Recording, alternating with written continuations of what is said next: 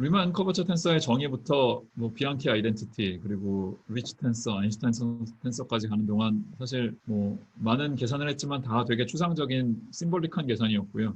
최소한 하나는 예시를 들어야겠다라고 생각을 했는데 역시 처음 연습할 때는 쉬운 것부터 하는 게 좋겠죠. 그래서 2차원 공면, 그 중에서도 제일 만만한 2차원 구면을 예시를 들 텐데 우리가 전에 이제 구면 좌표계에서 매트릭이 이런 식으로 쓰면 레비스 비타 커넥션 코에피션트가 이렇게 된다라는 것까지는 이미 본 적이 있었고요. 근데 이제 커버처 텐서를 계산을 하면 미분을 한 번 더 해가지고 나름 계산을 더 부지런히 해야겠죠. 기왕에 연습하는 거 같은 매니폴드와 같은 매트릭을 다른 좌표계에서 해보는 게 좋겠다라는 생각이 들었어요. 여기서 제가 소개하는 다른 좌표계는 스테레오 그래프 프로젝션인데 3차원 유클리드 공간 안에 2차원 구면을 뭐 스탠다드한 방식으로 임베드를 하고요. 남극을 기준점으로 잡고 2차원 구면 위에 임의의 다른 점을 하나 잡아요. 남극과 이 임의의 점을 있는 선분을 생각을 하고요. 그 선분이 XY 평면과 교차하는 교점을 하나 잡을 수 있겠죠. 이 점의 좌표를 이 구면의 좌표 대신 쓰겠다는 겁니다.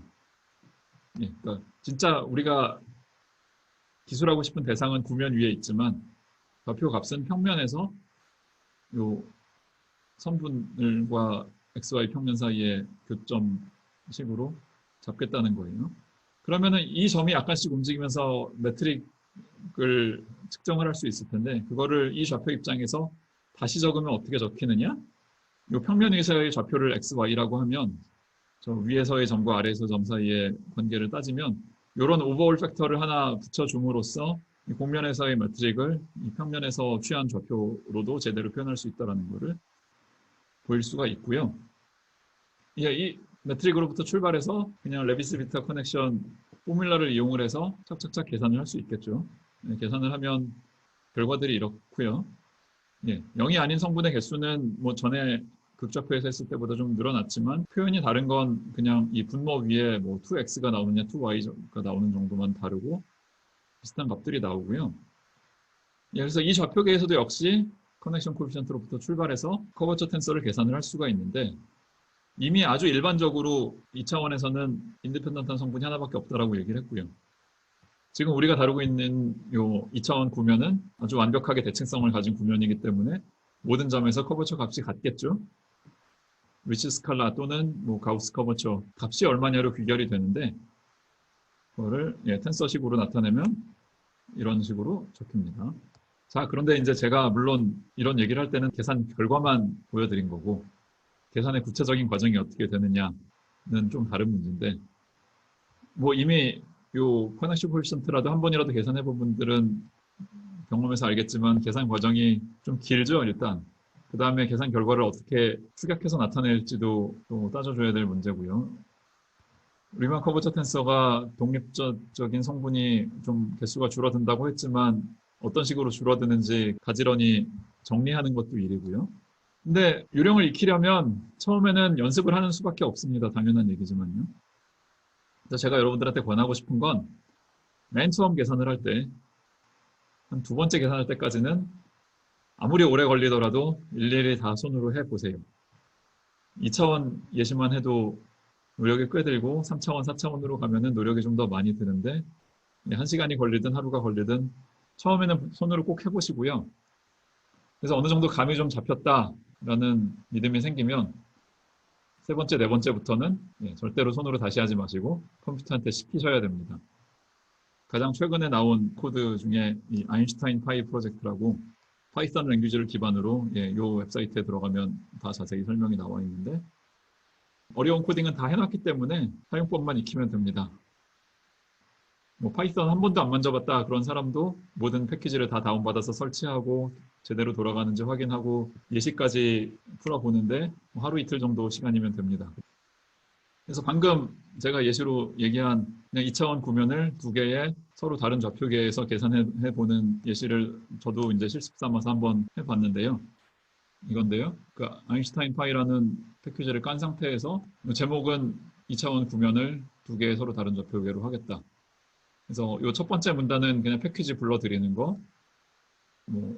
두세 네 번째 문단은 극좌표에서 매트릭을 적고 크리스토퍼 심볼 계산하고 코버트 텐서 계산하는 거고요. 실시간으로 조금만 보여드리면 매트릭 이렇게 행렬 형태로 저렇게 적힌다.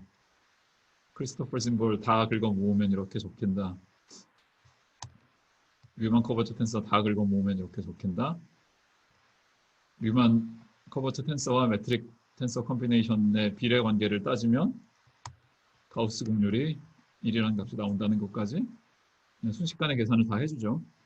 좌표계를 바꿔도 역시 같은 계산을 하는데 몇 초 안 걸립니다. 물론 계산은 몇 초 안 걸리지만 이 타이핑하라고 입력하는 데는 익숙하지 않은 사람들은 한 30분, 1시간도 걸릴 수 있는 거지만 익숙해지면 시간이 많이 줄어들고요. 그래서 결론은 손으로 하는 계산, 컴퓨터로 하는 계산 둘 다 충분히 익숙해질 때까지 하셔야 됩니다. 오늘의 마지막 주제, 미뤄놨던 저 커버처 아이덴티티들을 어떻게 증명하는지 증명의 아이디어라도 좀 스케치를 할게요.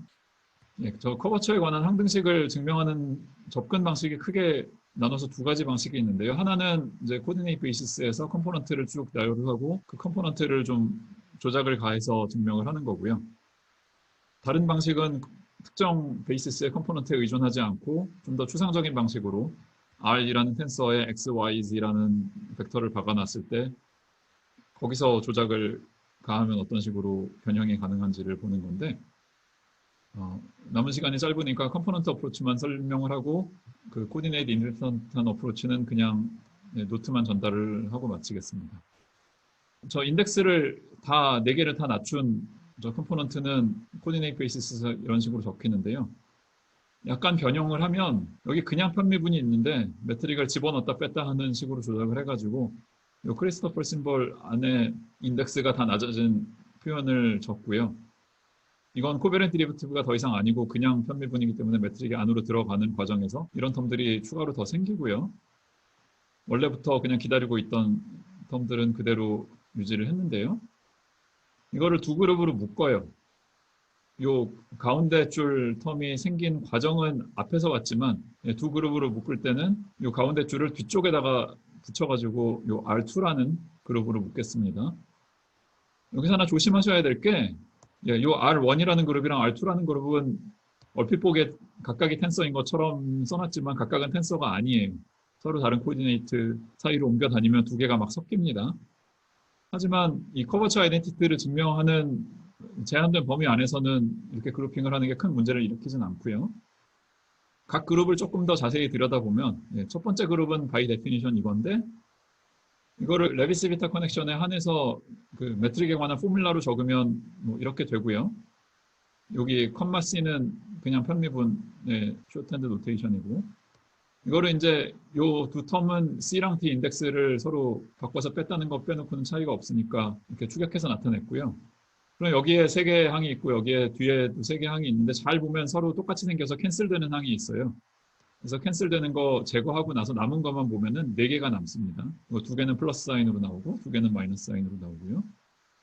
또 두 번째 그룹은 좀 제일 귀찮게 생긴 모양새가 요 매트릭에 편미분 걸리는 건데 편미분 걸리는 거를 코베렌트 디리버티브로 바꾸려고 하면 저 커넥션 코피션트를 또 추가로 붙인 텀들이 등장을 하는데 이미 있던 거를 하나 흡수를 하고 나면 새로운 항 하나를 추가하는 식으로 변형을 할 수가 있어요.